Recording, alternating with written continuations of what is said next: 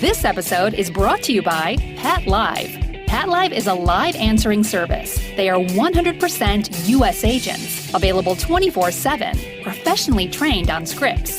For more info on how to make your life and business much easier, call 1-800-891-2640 for a 14-day free trial. Welcome to the Joe Mendoza Show. This is where you'll learn tactical business, life, and investment strategies and secrets to take you to the next level much faster and easier. Your host, Joe Mendoza, is a top nationwide coach, real estate pro, investor, and entrepreneur. He has trained hundreds of powerful business leaders and investors across the nation. Mr. Mendoza owns, operates, and has invested in multiple businesses and is constantly seeking more investment opportunities. And now your host, Mr. Joe Mendoza.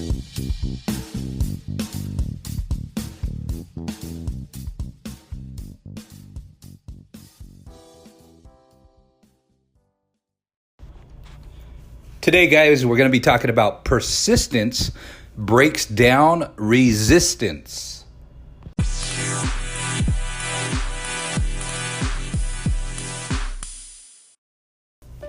Plain and simple, guys, persistence breaks down resistance. Your ability to keep moving forward, to keep pushing, to keep pressing for the close will either make you or break you in any business. Persistence breaks down resistance. Well, as you may or may not know, I've been in real estate going on, over 3 decades or pretty close to it. And I've seen a lot, experienced a lot in the real estate arena. And I'll tell you what, there was one transaction.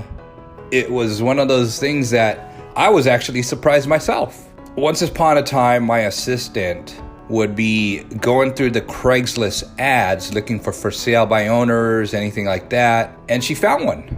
And she gave it to me after she called and, did her scripts and qualified. And she goes, "Hey, Joe, this one's a pretty good lead."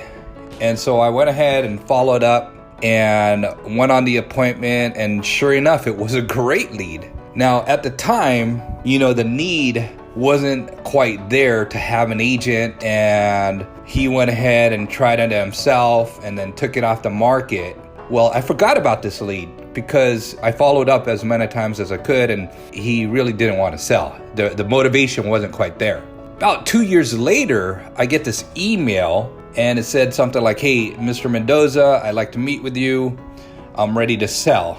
And so I totally forgot who this was. I really did. And so I went over there and brought all my information, and I'm like, "Oh, wow, now I remember this guy." And he didn't even have to interview me at that point. It was very awesome that I made a really, really great impression with him on the first go around, my first appointment. And he was on my email drip campaign. And when I got there, took a look at his building, sat down with him, and we started signing paperwork. Now, keep in mind, this was an office building, a commercial building. It was probably close to over 10,000 square feet of office space. Multiple office units. And so he was wanting to retire and get out of the business and enjoy life, and he was self-managing. And so the motivation was definitely there. Anyway, long story short, we put the building on the market and I listed it for 6 months, and we started getting offers. And some of them low, some of them close. We went back and forth. None of them got accepted. And then there was this one buyer who kept saying, "Hey, will your seller consider seller financing?" And of course, I present all offers to my seller. And he was like, "No way. I don't want to carry any paper. I don't want to be on the note. I just want to get rid of it and be out." Well, part of it, he didn't quite understand what seller financing was all about. And actually, there was a lot of benefits to seller financing. If you don't know, look it up, guys. AITD, all-inclusive trust deed, wraparound mortgage, seller financing, subject to financing, seller carryback. But check it out, guys. He was a no. And this buyer was like, "Keep trying, Joe. Keep trying. I'm interested. I really like the building. Come on. And so we were getting towards the end of the 6-month term, and finally, guess what happened? He was getting so tired of like, Joe, you know what? The offers aren't coming priced to where I want. This buyer was actually willing to pay pretty much his asking price. The only kicker was seller financing. And had I known at the time and understood that game, that arena of seller financing, carryback notes, and etc., I would have figured out a way to get the money myself and bought it, because it turned out to be a pretty sweet deal for the buyer. All right, so he kept persisting, he kept pursuing this property, and finally we went into escrow on seller financing, and sure enough, everything worked out the way it should have worked out, and the buyer got the property. He won because he got in on seller financing. Seller won because he got his price, and was able to move on and retire, and the rest was history. So persistence breaks down resistance. If this buyer would have just given up right away, he would have never got the property. And lo and behold, today, he added value to the property. He rehabbed it. He got it professionally managed. He got some great signage. So he did what we call a value add play. And instead of how much he bought it at the time, at close to $2 million, now the property is worth at least $4 million a good 3-4 years later. Think about the ROI there. And the terms for his seller financing were pretty sweet too. He didn't have to get a real bank loan. He came with a few $100,000 cash, but it was very creative, very ingenious. The biggest catch there, guys, was persistence. This buyer knew what he wanted. He didn't let up, and he kept on it. So persistence, guys, breaks down resistance in any business.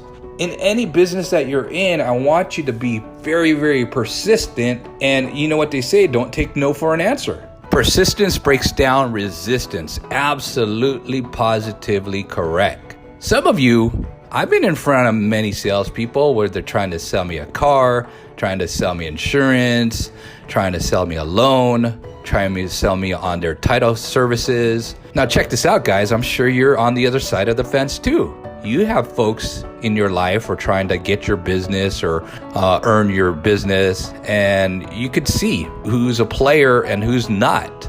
As Tim Grover may say, who's a cleaner, who's a closer, who's a cooler, right? Tim actually has a really great book about being persistent and being a go-getter. You got to decide, how far are you willing to go? Is this person truly motivated or not? Because there's no sense pursuing somebody who's not really motivated. And some of you out there, you're not doing a really good job at pre-qualifying your prospect, your seller, your potential client. If this person doesn't need insurance, why are you trying to jam it down his throat? If this person doesn't need to sell his house, why are you trying to jam it down his throat? Often as an agent in the past and present, when I don't feel like somebody needs to sell or should sell, I'm going to tell them straight up, no, you don't need to sell. Why are you selling it? You should keep this. Keep the cash flow and get something else. Pull out cash out of the property and get something else. Diversify, multiply. And unfortunately, some agents aren't that honest, or some agents aren't that knowledgeable. Here's a big tip for you guys.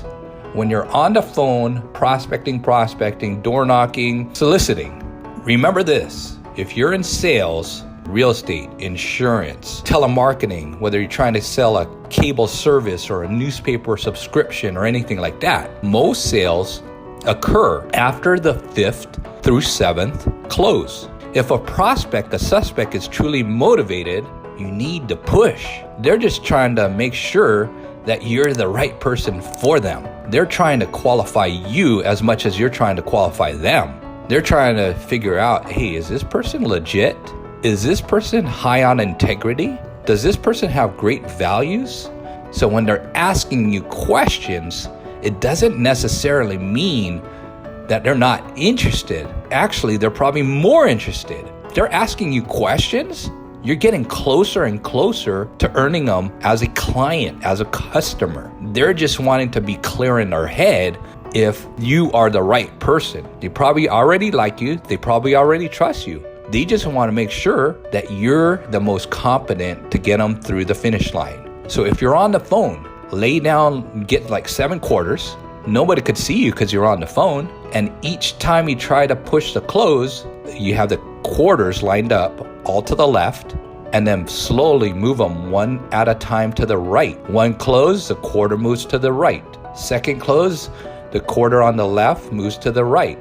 Third close, the quarter on the left moves to the right.